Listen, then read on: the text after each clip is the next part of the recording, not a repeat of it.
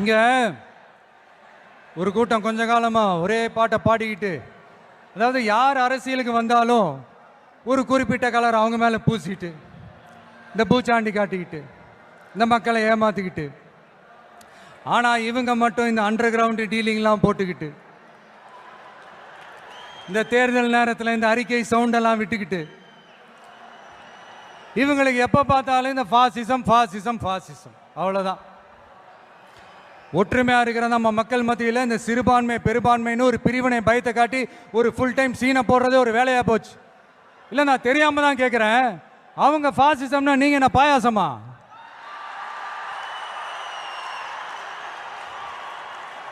நீங்களும் அவங்களுக்கு கொஞ்சம் கூட சளைக்காதவங்க தானே. மக்கள் விரோத ஆட்சியை திராவிட மாடல் ஆட்சின்னு சொல்லி மக்களையே